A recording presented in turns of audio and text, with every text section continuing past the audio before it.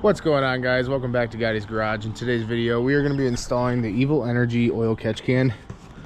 Now they sent me this a while ago and I apologize, Evil Energy, for not getting to it. Open up the box and you have a nice billet catch can. I got the ventless system because that is what my truck recommends, so just do your research on that. So we have the catch can right here and it just unscrews like such, so you can empty it. Now in cold months you definitely want to pay attention because there's going to be more moisture and everything in your system, so just pay attention, make sure that everything is good and you don't overflow it. So it comes with the catch can itself, comes with some more line, comes with the fittings that you might need, as well as, looks like that is a gasket, some hose clamps and stuff like that for the line, and then this metal mesh which goes inside the can, and this just collects debris and all that stuff. Then it comes with a bracket so you can mount the catch can wherever you see fit. So I'm not sure exactly where I'm going to mount this, but this is a 2017 Dodge Ram with the 5.7 Hemi in it. So the first thing we're going to have to do is pull off the intake pipe right there. That way we can get the cover off of the intake, and then we can get into the PCV line and then figure out where to mount this thing at. All right, so right here is the PCV valve, or the line, and it runs from underneath the throttle body all the way up to the top of there. So we're going to unplug that and then kind of figure out a place to mount this catch can. All right, guys, we're back at my place, and the hose that came with the oil catch can wasn't long enough, which is to be expected considering, don't mind the crumbs on the seat, okay? My dog had a dog donut or something like that. But anyways, the hose that came with the oil catch can wasn't long enough, and that's to be expected since it is a generic kit. But I have this whole line of dash 10 AN line, which is actually the right size, so we're gonna go ahead and use that. All right, guys, so definitely a little harder cutting AN line. This is the first time I ever attempted to try to cut it with snips, and yeah. But anyways, we got the outside hooked up. Now we just have to do the inside, which is right there. That's gonna run to the port this is. And this one, I don't like how it runs over top, but it's kind of what I had to do. And then I also had to move this bracket up one bolt hole, but it is what it is for right now. It's definitely gonna work. So this side, there's definitely a lot more slack, so it's actually not pulling down on this. You know, this one is kind of pulling down on this. I double nutted this on this little stud that was sticking out from factory, just in case. I don't know, I don't think it's gonna go anywhere. On the oil catch can, here's the dipstick. So, oh, that's nice. All right, so I'm gonna have to cut out a little portion of this so this dipstick can actually slide in and out.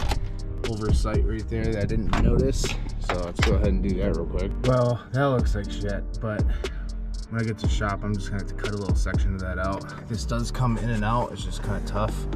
All I do is kind of just bend this up for now just so I can get it in there, and once I get it to work, I will take like a die grinder or something like that to it and just kind of cut out a notch so that dipstick can come out. Everything's all hooked up, so let me clean off all this stuff, and then we will start it just to make sure no check engine lights come on and everything is, you know, seeming to be working.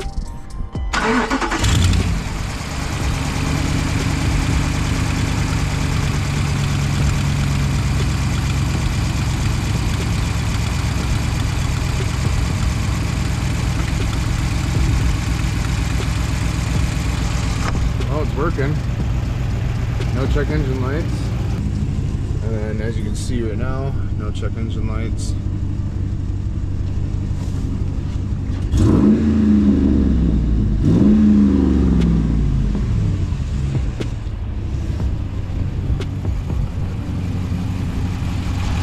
Everything's holding on so far, so that's good.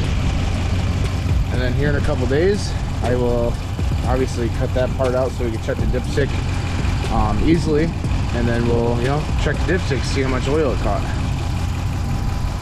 3 days later. So it has been about 3 days with the oil catch can. I put some hose clamps on it And honestly, now thinking about it, I'm not sure why I didn't think about it in the first place. I'm gonna flip these down so they don't look so crappy. But yeah, I ended up cutting this little slot right here, which I will probably finalize because it kind of doesn't look great. But the oil catch can is working. I don't know if you could tell, if it'll focus on that or not, but there's a tiny little bit of oil on there. Nothing crazy. For being, you know, 3 days, that's pretty good. I was actually expecting worse. And then we'll take this bottom part off, which is not very easy. And then I left that bracket long down there, so that kind of sucks too.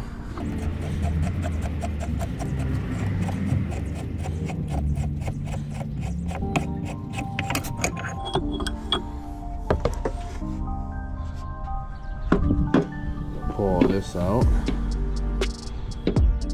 and that's what we have in the bottom there. I don't know if you can see any of that. Check it, the sun. Just a tiny little bit of oil, not very much. Put that back in there, getting oil everywhere. But it is definitely working. So thanks for tuning in on the video. I hope you guys liked the video. I hope it was kind of educational for you Ram owners who are thinking about putting an oil catch can on your truck. If you're lower miles, I definitely recommend it. If you're higher miles, I mean, it's better late than never, right?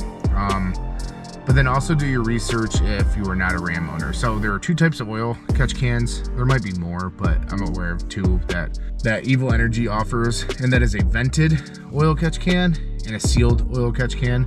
Vented ones are more for boost applications. The sealed ones is a recommended one for NA applications from what I understand. If I'm wrong about this, please put it down in the comments and educate me. And it works great, no check engine lights, nothing weird going on. Then I used dash 10 AN lines. Looks pretty good and seems to work pretty good. So thank you again, Evil Energy. I am sorry for the delay on this video. Things just came up, so hopefully we can work again in the future, because I love Evil Energy products. They have always worked good. I've used their fuel system stuff on the Merkur. I had to pump, the lines, fittings, you know, filters. I had I think it was like 100 micron fuel filter. Thank you to Evil Energy for sponsoring this video. Any information on discount codes or anything like that will be in the description. Cutting out the cowl like that definitely was not part of the plan, but I had everything mounted and I already cut the lines and everything, so I kind of really didn't want to try to figure that out again. But yeah, hit that subscribe button, give this video a thumbs up, and there's a lot more coming, so make sure you guys hit that bell icon so you're notified when I put more videos out. You guys stay different. Thanks for watching, and I'll see you next time.